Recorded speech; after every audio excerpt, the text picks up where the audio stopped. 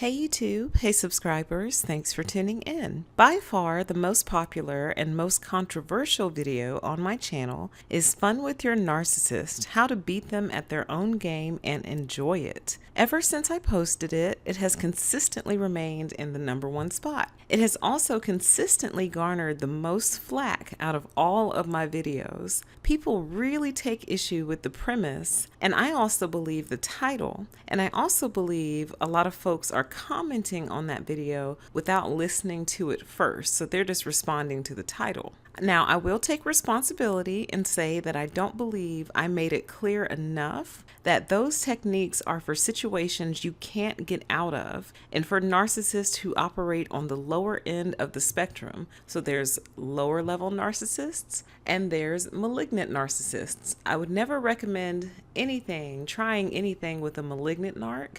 I would always recommend getting away from them if you can. But these are for those people who tend to be more irritating and aggravating than draining and detrimental. But I digress. When I go back and listen to the video, the examples I gave were for the long term, those situations that aren't easy to get away from, situations like work. And it looks, based on the comments, like most people got it, like most people understood what I was trying to say, but a lot of people didn't. So again, and for the record, that video as well as this one are for those situations you can't get out of quickly. Living situations, working situations, social situations where no contact is either not an option or it's not a readily available option.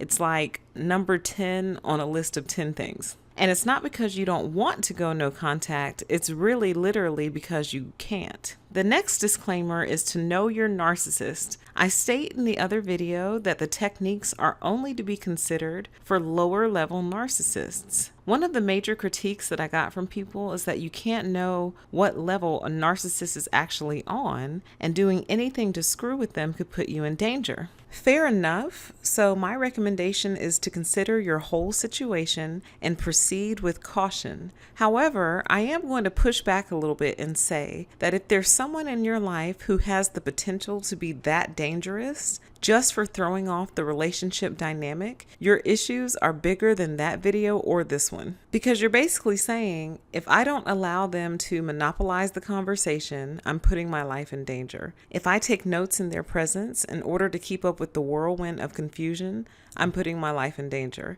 If I'm not a good audience member and I don't hit cartwheels and backflips when they are once again bragging about their lives, I'm putting my life in danger. Really think about that. So anyway, guys, here's a follow-up to that channel favorite, Fun with Your Narcissist. Instead of saying beating them at their own game and enjoying it, this time we'll say living a life that makes them ill. These techniques are a little less direct and have more to do with you than them. Maybe people will consider these nicer than the other video techniques, which actually weren't that mean, but that's just my opinion. But these are all about you and about what you do in spite of them, really. So let's jump right in. Fun with Your Narcissist Part 2. Number 1, be happy. Every opportunity you get, let the narcissist see you smiling and happy, joyful, glowing, radiant. If something is funny, laugh. If the setting is appropriate, laugh loud and hard. Laughter coming from other rooms or other areas of the house are a very nice touch. If the narcissist shows up to investigate the laughter, invite them to join in. Chances are they will dig their toenails into the floor just to keep from laughing with you because, you're not allowed to be witty. You're not allowed to have a sense of humor. That's what important people have, and they're the most important people in the relationship. So they'll grit their teeth, and they might even call what you're laughing at stupid. Take this as a sign that it's working. The key here, though, is that the laughter has to be genuine. It really has to come from the heart. Don't force it or put it on. Really, it's about not stifling it anymore, because the narcissist thinks that's stupid or, ridiculous or whatever. But from now on, if you find something humorous and entertaining, laugh at it because you deserve to laugh. But make sure that you let it come from the heart and that you let it flow freely. The narcissist, above all, wants to see you unhappy and kind of defeated. So laugh when things are funny, even if you think the narcissist will belittle you for it. And if you think they can handle it, slide in a, "Oh, come on, Puddin' Pops, life got you down, cheer up."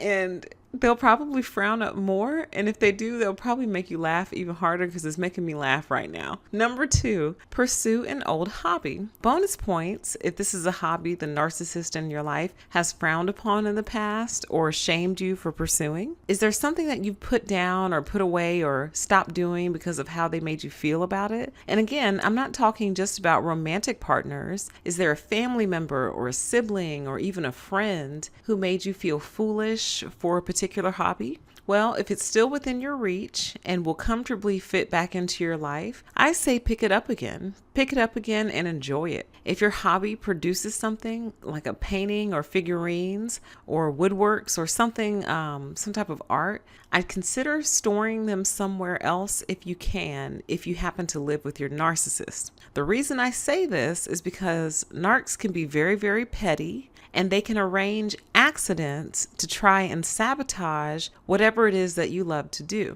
Now, if you really want to have fun with your narcissist, leave whatever your hobby is, the products of that hobby, leave them at home and allow these little accidents to occur. And when they do, and the narcissist is looking at you for your reaction, say something like, I guess the universe wanted that one back, and move right along with your day. It will completely short circuit them. Number 3, improve yourself. So very similar to pursuing old hobbies, start to work on yourself again. Go back to school, take a night class, learn a second language. Get better at you. If your job or company offers some type of training program that you're eligible for, apply for it and complete it. Start reading books again if you put that down. If it's within your budget, get some new clothes and some new shoes. Don't break the bank, just freshen up a bit. Throw away some old items, but don't throw away items just to be hurtful towards the narcissist. Things like gifts. The goal is not to be mean. The goal is to illustrate the disease and the dysfunction and really the ridiculousness of the relationship dynamic. Because think about it.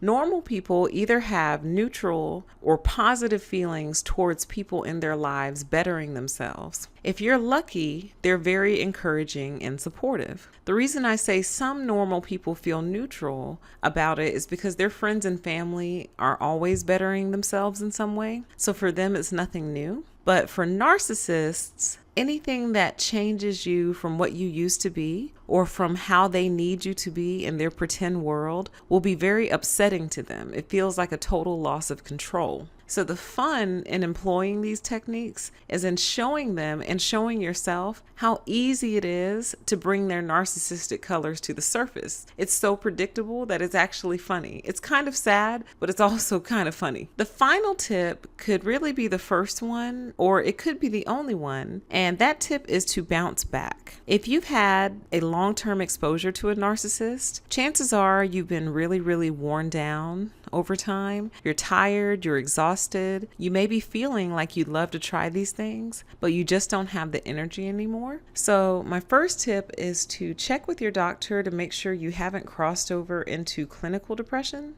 and also research the symptoms of PTSD, which are very, very similar to what survivors of long-term exposure to narcissistic abuse can experience. But get that professional help if you need it so you can start to replenish your internal reservoirs for the fight. The assumption is that you're in a situation you can't get out of easily. So rather than just getting vacuumed over every day, get your head back in the game. If you can't free yourself, you can work on neutralizing the threat. You want to become unfun to the narcissist and set their wheels spinning, trying to keep up with the newer and better versions of you. Now, I want you all to be prepared, because when you start being happy in the narcissist's presence, they might try to find new ways to make you frown or to make you sad. Remain aware and recognize that you actually have someone in your life that hates to see you happy. It's kind of pathetic. This ability to stand outside of the situation will help keep you calm and make their attempts to bring you down comical. And that's the goal. The goal is for you to be able to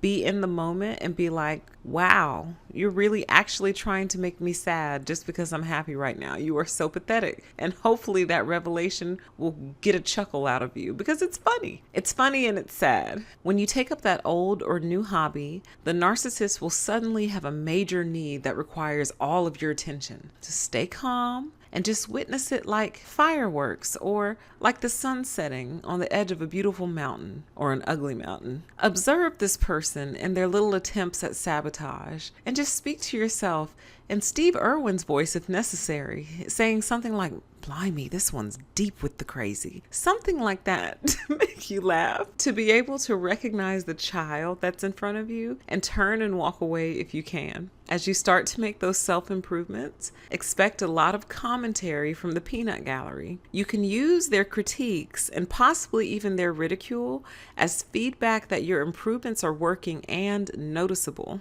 If they've gone quiet, you're not working hard enough, my friend. Finally, as you start to heal and bounce back from their abuse, expect them to ramp up their efforts to put you back in the emotional state you were in. Come up with several strategies beforehand so when you see it happening, you know what to do. So recognize that their attacks are not real, but rather displays of their gross dysfunction, kind of like a psychotic monkey in a zoo. All right, you guys, I hope you've enjoyed the second edition of Fun with Your Narcissist. As always, no contact is the best option. It's just not always the most available option. You've got to have some tools in your toolkit when dealing with these people. Otherwise, you're just a sitting duck with a psychotic monkey. Get away if you can, but if you can't, fight back and have a little bit of fun while you do it. I hope you're all having a great weekend. Take care. And as always, I grant you the permission to exist. Bye-bye.